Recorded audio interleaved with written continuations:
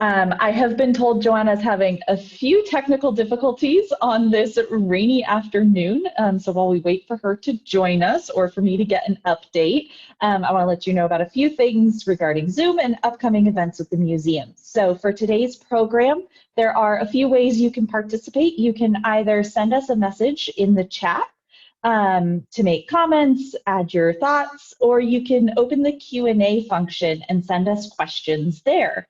I will be monitoring both the Q&A and the chat for any questions or comments that come through and make sure that I flag those to Joanna's attention. And then as you are watching, please enjoy this. We are recording today's program for our records. However, it is not being live cast anywhere. And then there are a few more upcoming programs as well. You can visit tampamuseum.org/events to find out about all of our upcoming events, but there are two in particular this week I want to bring your attention to. Tomorrow afternoon, Phaedra, a museum store associate, will be participating in our new program, TMA Unpacked, which is a Q&A session with different staff members to learn all about the different functions of the museum. And then on Sunday, Dr. Branko van Open will be speaking about Minoan Knossos and the Labyrinth of the Minotaur. So please be sure to check out those events on the museum calendar. And with that, I'm going to invite Joanna in to talk to us about Paul Jennewein. Thank you, Brittany. Hi, everyone. I am Joanna Robotham, Curator of Modern and Contemporary Art, and I am going to share my screen with you. Sorry, it seems a little dark in my office at the moment, but bear with me. Hold on one moment and we will start our presentation. Great. There we go. So welcome to today's 30 on Thursday, and today we're going to talk about Sketches in Sculpture, a study of C. Paul Jennewein. And this is an exhibition that has been on view now for, gosh, quite a few months. I think we opened this show in mid-June, and it was one of the exhibitions that we opened right in time for the museum's reopening after we were closed for about 6 weeks due to coronavirus. The exhibition is important for several reasons. If you listened in on my last 30 on Thursday for Figure Forward, the show we just opened, you will recall that we have organized a series of exhibitions to celebrate our 100th anniversary. In fact, we just celebrated our big centennial birthday this past Saturday. So it's quite fitting that following that grand celebration here at the museum, we are looking at one of the most important artists in our collection. So the exhibition is focused on the C. Paul Jennewein archive that we have at the Tampa Museum of Art. I throw out these numbers all the time. We have approximately about 7,500 works of art in our collection, and 2,600 of those objects are works by Jennewein that were bequeathed to the museum from the artist's estate in, I believe, 1984.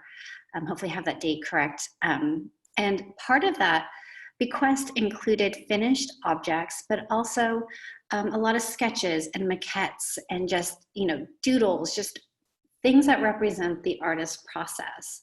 And I show you here a picture of Mr. Jennewein at the center, and on the left of his portrait is a maquette for one of the most kind of beloved pieces in our collection. And this is a work of art that is currently on view in our exhibition. This is a work of art titled, hold on, give me 1 second, titled The Greek Dance. And again, one of our most beloved pieces that has been out on view quite a few times before this exhibition.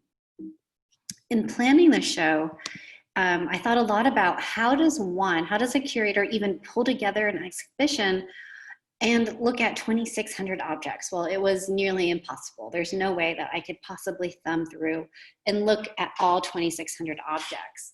I knew coming into this that the Philadelphia Museum of Art pediment maquettes that we have are some of the most, again, kind of fan favorites, visitor favorites that have been on view at the museum. So I knew it was critical to show that body of work. So here I'm showing you an installation view of our galleries. If you haven't been back to the museum, this is what the show looks like. And so what I decided to do was actually focus in on the early years of Jennewein's work, from approximately, gosh, I want to say maybe about 1915-ish to about 1939. And that allowed me to explore 4 different projects that kind of set the stage for Jennewein, and really, I think, speak to what a significant artist Jennewein was in the very early on stages of his career. Some of the commissions that he received as a young artist were unprecedented for an artist at that time. And again, here's another view of the gallery, and you can see the Greek dance on this pedestal, as well as Gazelle and Cupid, and some other works in the exhibition. Primarily in the show, we have a lot of works on paper, as you can see some works adorning the walls. This is a really nice photograph of Repose, which is, again, another work of art that's that I think we have had on view. I think perhaps the smaller version, but the larger version has not been, I'm sorry, this is Coral, my apologies. This is the larger version of Coral has not been on view, at least in my time here. And it was nice to put out the 2 different versions. So here you get to see the different scale of Jennewein's work. So I mentioned that I focused in this exhibition on 4 different projects, and I divided the show up into different time periods. So the opening of the show is represented here with the image of Coral, and I look at the dates of 1918 to 1926, when he was really kind of honing his style and combining both the influence of Art Deco and classical motifs. And then later, I move on to the Philadelphia Museum of Art Pediment in 1932. And somewhat chronologically, then we move into the Rockefeller Center commissions. He was awarded 2 commissions, and those projects took about 4 years to complete, from 1933 to 37. The Brooklyn Public Library from 1939, and simultaneously, he was also planning for the New York World's Fair in 1939. So the 4 projects in itself, although the show is divided into 5 sections, the 4 projects are the Philadelphia Museum of Art Pediment, the Rockefeller Center projects, Brooklyn Public Library, and the New York World's Fair. Just to give you a little bit of biographical detail on who Jennewein was, some of you in our audience might not know too much about Jennewein. He was born in Stuttgart, Germany. His father, Louis, was operated an engraving business. So very early on as a child, Jennewein had exposure to the arts. What's interesting is that he wasn't necessarily a dedicated student, and his father recognized that. So his father sent him to go apprentice at the local museum. That really, I think, kind of set the tone early on that art and architecture would become Jennewein's passion. In 1907, he emigrated to the United States and passes through Ellis Island, as did millions of immigrants coming in through Europe. He came to the US kind of almost, I guess his father was not too keen on the idea of his son, his young son, coming to the US in search of his dream, but he ultimately relented and gave his approval. Jennewein arrived in New York because he wanted to study with McKim, Mead, and White, who he admired from afar. He really wanted to become part of the firm and become, you know, a respected and esteemed architect. And I'm showing here 2 projects by McKim, Mead, and White, just to give you a sense of what Jennewein might have been looking at. And you can see that their nod to classical architecture is something that Jennewein would have been quite enamored with. He works as a young man at a different architecture firm, a smaller firm that actually had connections to McKim, Mead, and White. So he is able to kind of satisfy that dream of working closely with the architects associated with the grand, kind of most important firm at the time.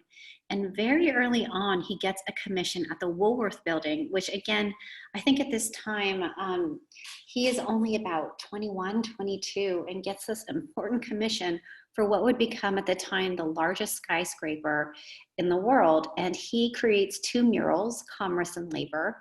And I show you here, this is what Commerce looks like now conserved at the Woolworth building. You can see Commerce is at the center of the mural.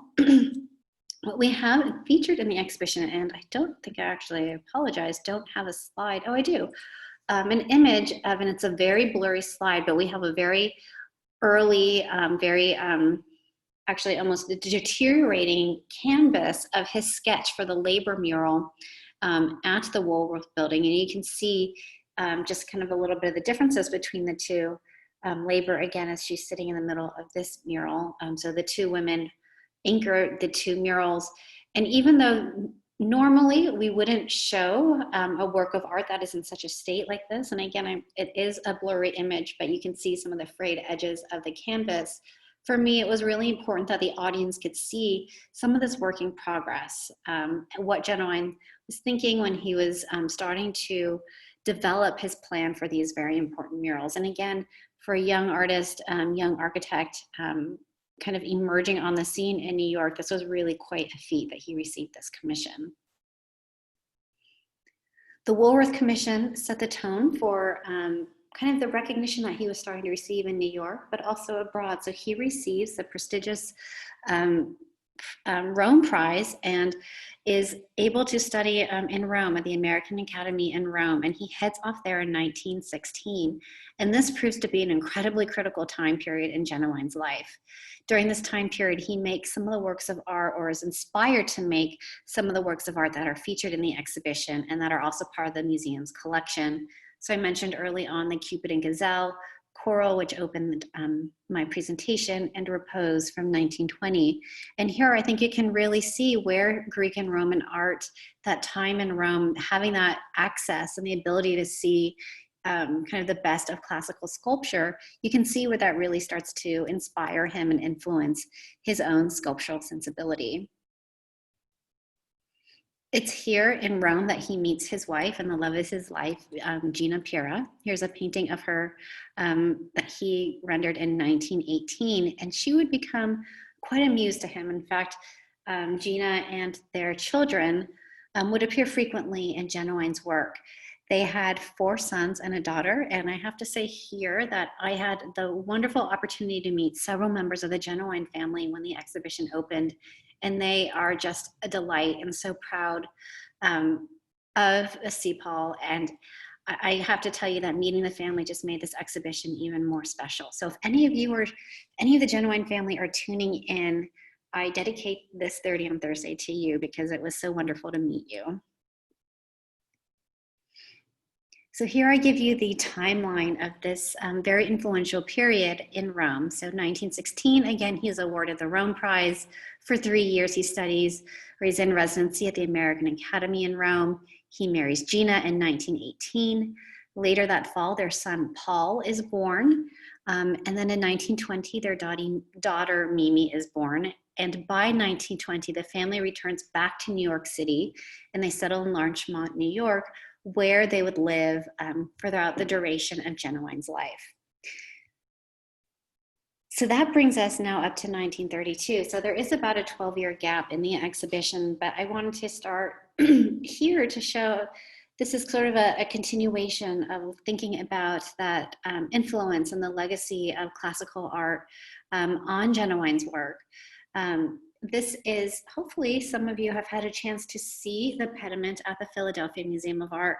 When the building was completed in the 1930s, the Philadelphia Museum of Art was considered the most significant example of classical architecture. And originally they had commissioned, I want to say maybe 4 different artists to adorn the exterior of the building at the end, but only, I believe, and someone might correct me in the audience, I think only 2 artists actually ended up on the facade, and Jennewein being the one that actually gets most of the recognition for his sculptures. So this is what the fully realized pediment looks like. So this is the Philadelphia Museum of Art itself, and what we have in the gallery is the small maquettes. And there are, from my understanding, there are 3 different versions, and I think that ours is one of the very earlier ones. And there are a total of 15 figures, I believe, on the pediment, and they represent the profane and sacred love. And what's interesting about it is, as you can see, all of the figures are painted in color. And this is important to note because the Greeks painted their sculptures in color. And this just gives us a chance, or gives people a chance to see what those sculptures might have looked like. Full disclosure here, I am not a specialist in Greek and Roman art. In fact, as you all know, I'm a modern contemporary curator, so this is a little bit out of my league in talking about color and classical sculpture, but this was important for Jennewein to achieve in his artwork. And so this, in fact, becomes, I think, the only commission that he actually does render in color. So I show you here kind of a recreation of the maquettes from some of our images. You can see how kind of what we have in our collection, they're smaller. The tallest sculpture on the pediment, Zeus in the middle, measures, I think, 12 feet tall. And of course, ours are a little bit smaller. As you can see on the far right, the maquette is only about 4 feet tall. But from left to right, you see the study for Aurora, sorry if I'm mispronouncing that, Adonis, Eros, Aphrodite, and then Zeus is in the center. And on the right side, we have Hera and, oh gosh, okay, you're going to make fun of me for this pronunciation. I can't even, Tritobolus? Okay, I'm very sorry for that. Those of you who are Greek and Roman people, I'm sorry for mispronouncing that. Ariadne, Theseus, Minotaur, and then the study for the Python serpent is on the far right.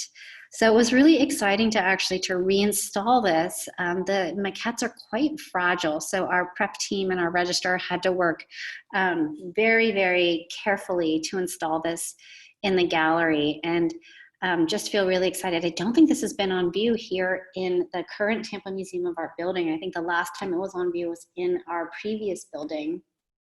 But when Jennewein completed this, which was really considered, again, just another kind of feather in his cap and an enormous feat for a young artist.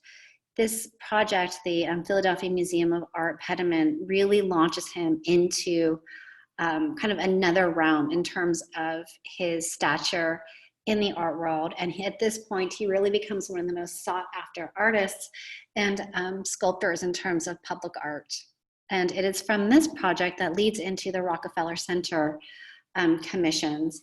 The Rockefeller Center projects were done at a time, as I'm sure many of you know, were created right at kind of the height of the Depression. And John D. Rockefeller didn't want that to slow down the project by any means. In fact, he saw it as an opportunity to employ thousands and thousands of men. The project began in the 1920s, and Rockefeller envisioned Rockefeller Center as a city within a city.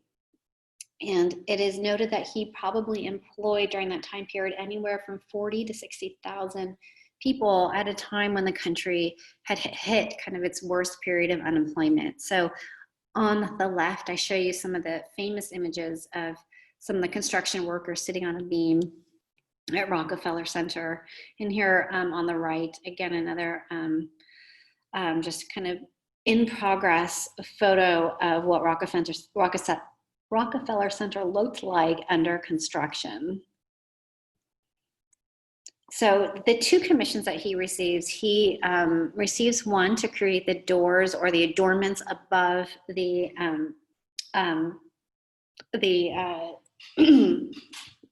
excuse me, the doors above the British Empire building. This is on 5th Avenue.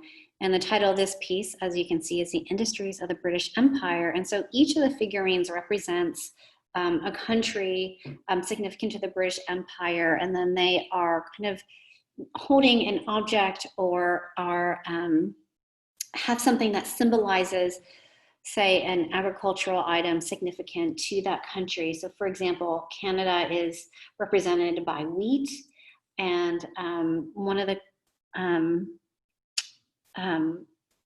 other countries, like for example, I think there's a fish in one of these, sculptures. Africa is symbolized by cotton. So it's an interesting work of art and how Jennewein tried to really capture looking at, again, kind of the body in its classical form and reinterpret that for a contemporary work of art. And these doors and the other commission that I'm about to show you still exist. They're still there. So here you see a close-up. Here is what the figures look like. They are adorned in, I think these are done in bronze, if I recall correctly. What's interesting is that while we have 2,600 objects related to Jennewein in our collection, and we have numerous pieces that represent his various commissions over the years, we only have one piece that is representative of the British Empire project.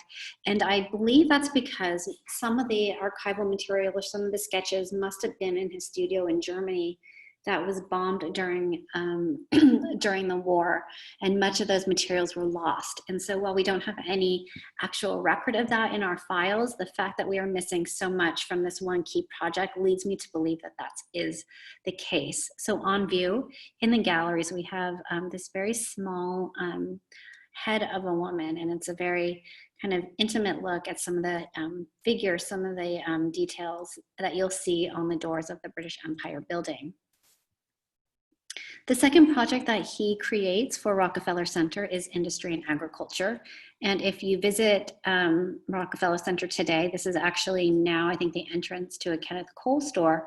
But what he did was he created two kind of metaphors or two idealized versions of industry and culture, with industry on the left and agriculture on the right. And just like the doors, they have kind of objects in our hands that represent who the person is. So agriculture is flanked with wheat, and industry is holding a mallet. And as you can see, both men are kind of half clothed in these reliefs. What we have on view in the gallery are several of the kind of preparatory or process drawings for industry and agriculture. And by looking at these, you can see that he kind of tested out different configurations. He tested out the figures on top of the door frame, on the sides. They have different kind of things that Jennewein thought to identify the objects with. For example, looks like he has kind of cogs with him in one of them.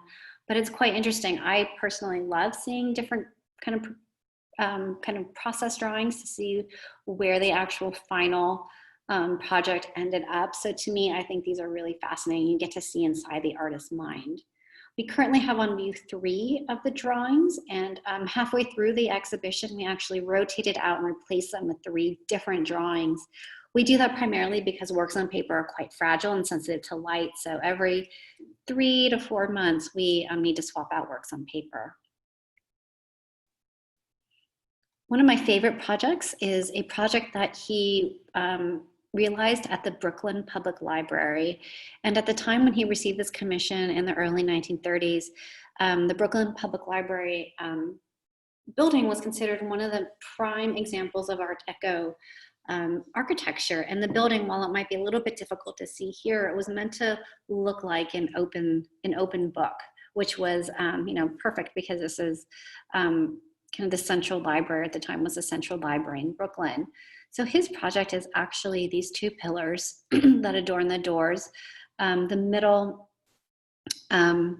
project was commissioned by the artist who created them was Thomas Hudson Jones, and the figures in the center of this screen, they're all characters from American literature. Jennewein's project is a nice complement to the screen. His project is titled The Evolution of Arts and Sciences, and each of the columns represents, one is dedicated to arts, the column on the right is arts, and the column on the left is the evolution of sciences. And what's interesting is that, and again, I apologize for this kind of fuzzy image. Let's see if I have a better one. Let me go back to the what it looks like today. If you look, initially he wanted to realize this project in color, just like he did the Philadelphia Museum of Art pediment, but instead he does them in gold relief, which I think is actually kind of even more dazzling than the color. I think they really just emphasize the silhouettes of the figures and objects in each of the columns. The columns are meant to be read from bottom to the top. So at the bottom of the column that's dedicated to science, he featured the 4 elements. So you see examples, representative or metaphors for earth, water, air, and fire. And at the base of the column, you see him referencing paleontology. I think you can see the dinosaur at the very bottom. He also makes reference to geology and botany. And then as you move up, you see kind of more modern advances in science. He includes an electrician and a miner. And then at the top, you see him reference the heavens and making reference to stars, time, and astronomy. Similarly, with the column on the right dedicated to arts, he features right at the bottom the goddess of arts, the goddess of wisdom and craft. Also, he includes references to painting, sculpture, and architecture. And then moving up the column, he references theater and dance. And then at the very top, again, kind of like the column on the left, he uses kind of goddess-like figures, silhouettes to reference aspiration and inspiration in the heavens. So I think that this again, personally, is I think one of my favorite projects. I think it's just beautifully executed. The final project that I look at in the exhibition, sorry, these are the drawings, and I apologize that these are not very good images here. But you can see, again, these are just very interesting process drawings to show you what they looked like before he fully realized the columns. And I should mention here that the columns are 50 feet tall. The final project that I look at in the exhibition is the New York World's Fair. And this is, for many reasons, such an important, not only commission for Jennewein to receive, but the World's Fair at the time. This was a World's Fair that took place in Queens, New York, and it was dedicated to basically looking at the future, looking at tomorrow. And what you see in this image are 4 pylons, and it's difficult to see in this photograph, but adorning those columns are glyphs or silhouettes or reliefs that Jennewein created. So he, again, with his commission, was given a very prime location, prime spot. Again, because at this point, he's considered one of the most kind of significant sculptors of his time. This is a better view. And in fact, the photograph on the right was featured in the exhibition. We just rotated it out for a night view. And you can see here some of the detail of the pylons, of the objects, the works of art he included on these pylons. Much like kind of riffing off of the Brooklyn Library project, he makes reference to the 4 elements. And each one of these columns is dedicated to, earth, water, air, fire. So in the gallery, when you come to visit the Tampa Museum of Art, you'll see some of the reliefs and drawings and what he kind of envisioned these columns to look like on paper. So I'm showing you some of his ideas for air. This is a watercolor on the left that shows kind of the ordering of the glyphs that he would create. And on the right is a painted gold plaster of his figure for air. And again, these are much smaller than what he finally realized. So again, he's thinking about the relationship to scale. He's thinking about kind of the positioning, what these objects are going to look like on the fully realized pylons. These are examples from the pylon representing water. He includes a sea serpent, a man with fish. There's also, gosh, I think there's a piece of coral on here. There are 2 other references to fish and the water. Very, I think, kind of across the board, looks very much like some of the figures that you'll see that I showed you on the release for the doors for the British Empire. So there's a great consistency in Jennewein's work. But what I love about, especially looking at some of these objects, is you can see the grid that he uses as a way to, again, think about scale and proportion in the sea serpent, and then this painted silver relief sculpture of the man with fish. You just see him trying to kind of work out what these, again, are going to look like, how these figures are going to look like in a broader size from a distance, and how he's going to render some of that detailing. Fire, he includes the eternal light, and you also see here a man with horse and fire on the right. And lastly, for earth, and although I did not include these because these were actually, when we took a look at them, were considered too fragile for us to include in the exhibition, earth is represented by many different objects, including wheat, which you see here in the center image, a donkey that is actually laying on one of our tables in one of our storerooms. This is an older picture. But we did include in the exhibition a sketch of a beehive. We did have a relief of grapes that he also included to represent earth. So all of these in total, gosh, there were 24 different objects representing the 4 elements. And lastly, some of the really interesting things that are included in the archive are not just the sketches and the maquettes and some of the finished work, but we also have a really wonderful cross-section of Jennewein's tools, and I decided to include several of the tools in the exhibition. So we have his headgear, some of the rasps that he used, and just some of the other smaller scrapers and chisels that he used to create some of his grand sculptures. And what was so wonderful is that when I toured the Jennewein family through the exhibition, his grandsons, actually both of them remembered, who are now obviously, grown men with families themselves, remembered seeing their grandfather wearing the headgear when they visited in his studio in New York. In fact, Jennewein's studio was based in the Bronx, and when Jennewein passed, they named the street where his studio was located. They renamed the street in his honor. So again, you can see that C. Paul Jennewein, while he nowadays might not be a name that is as familiar, say, to the general audience, during this time period in the early teens to the 1930s, 40s, Jennewein was such a significant artist, and it set the tone for later commissions that he creates all over the country. In particular, if you visit Washington, D.C., you'll see numerous Jennewein sculptures adorning government buildings. There's also, we know that there are public art sculptures in the Northeast. And what's been really wonderful about this exhibition is having people reach out to us to share their own interest with Jennewein. I've had a conservator reach out to me. Actually, I think 2 conservators reach out to me. We've had people who are interested in reassessing, reinvigorate Jennewein's projects. So this has just been a really wonderful way for us, well, for me especially, to look at the C. Paul Jennewein archive that we have here at the Tampa Museum of Art. So with that, I'm going to close my 30 on Thursday. I appreciate you listening to this presentation on kind of a gray, stormy day, but hopefully this brightens your day a little bit. I'm happy to take a few questions if anybody has any questions. I'm going to stop sharing the screen, Brittany. Perhaps while we give people a moment to type their questions, you could answer one for me.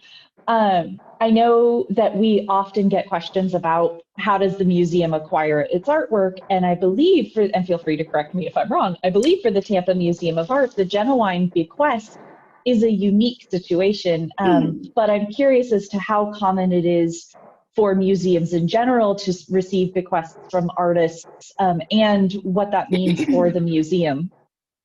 That's a great question. So it is, I think for us, this is one of a pretty major component of our collection. And it's not that we only, that we received a bequest of artists' works. We basically received the entirety of Jennewein's studio, which is unique. I mean, some museums do have some of those situations. In fact, I was just reading this morning that the artist and filmmaker John Waters has bequeathed to the Baltimore Museum of Art, where he's from, his own, the Waters estate to the Baltimore Museum of Art, and put in there a disclaimer that their works are not to be sold or deaccessioned, which is a whole other story that we could get into another time. But it is not, I would say it's not atypical or not unusual, particularly if there is a connection with the artist or the family to that museum or the community that they exist in. And here we have Mr. Zawadzki chiming in. Of course, he is our institutional memory. So he is saying that, can we see the chat? So Bill Zawadzki, who's been involved with the museum for many, many years and is just knows so much about our history and is part of our history, writes in the comments that Joseph Noble recommended that Mr. Jennewein leave the bequest to the Tampa Bay Art Center, which was the predecessor to the Tampa Museum of Art. And I should note here that they, part of the family, his son had relocated to Tampa, so there was a local connection back to the Tampa Bay area. We also got a question from the Jenneweins who are joining us today. Oh, wonderful. I am so happy about that. The question that they ask is, we wondered about the studio you mentioned that was bombed in Germany. Was this his own studio, though he lived in New York, or was it a casting studio where he had his sculptures cast? That is a really interesting question. So it's my understanding, and I learned this information. If I have the catalog still on my desk, I do, and I'm sorry to show you. When I was writing the texts for this, I wrote them at home, and my dog, my little puppy, actually chewed the cover of the Jennewein catalog. But this is such an important book. If you're interested in Jennewein's work, the Tampa Museum of Art published this book in, I think, the early 1980s, right when we received the bequest. And was in here that the author notes at this studio or storage unit in Germany. There's this time period in the teens from, I think maybe not the teens, maybe about in the 1920s to the 30s, when Jennewein is making many trips back and forth between New York and Europe. And I think that that's when he had the studio in Germany and made, I think, some of the work there. I don't fully know the story, and I hope to find out more. I've actually have asked some of the other members of your family if they knew anything about it, and they actually did not know as well. So that little tidbit in here is where I found that bit of information. If you, Emily and Chris Jennewein, if you email us, I will see if I can scan this page and send it to you. And thank you for tuning in. It's so special to have members of the Jennewein family join us.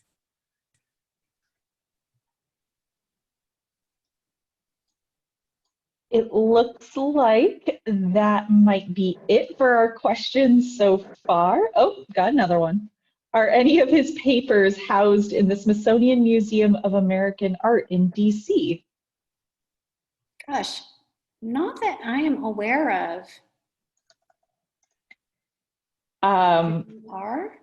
I was a former intern there. I don't remember running across, but it sounds like there might be. We have in our collection, and that might be, and then Bill, I'm sure you're correct, because in our archive we have a lot of blueprints, but I haven't come across, and we have, for example, I have one in the show, a sketch of his studio. I haven't come across any microfilm yet. There must be somewhere hidden in the museum somewhere. But we do have in our files, like I said, we have the blueprints for numerous projects, but I don't have any letters or kind of personal effect or personal letters, or even some of his kind of professional correspondence. So it must be on that microfilm somewhere in the depths of TMA somewhere. And anybody who's listening, who's super interested in researching this further, the Archives of American Art within the Smithsonian has a very, very extensive online collection. So I'm sure as soon as we're done, I can find the answer to that question as far as what they have. But beyond... I guess the last thing that I should mention are the dates for Jennewein, which I believe we have Jennewein on view through February. So there is some time. There is a good 3 months for you to all come down to the Tampa Museum of Art to see sketches and sculpture. All right. Well, with that, everybody, thank you so much for joining us. Again, you can find out more about upcoming programs, virtual and in person, from the museum at tampamuseum.org/events. I know we have several upcoming studio programs. I already mentioned the TMA Unpacked and our Antiquity Circle lecture tomorrow and Sunday. So we hope you can join us again. And thank you, everybody, for joining us this afternoon. Thank you, Brittany. Thank you, everyone. Bye.